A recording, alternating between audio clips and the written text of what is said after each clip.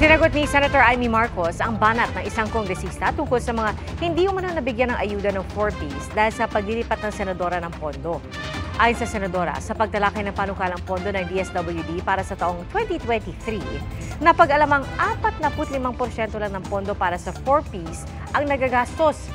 At dahil dito, inirekomenda niyang imbis na ibalik ang 8 bilyong pisong pondo na hindi nagamit, ay ilipat na lang ito sa iba pang programa ng DSWD na madaling maisakatuparan.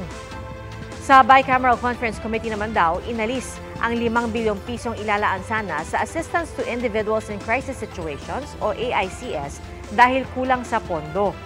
Anya, maaaring ang mga halagang yon ang tinutukoy ng ilang nalilito.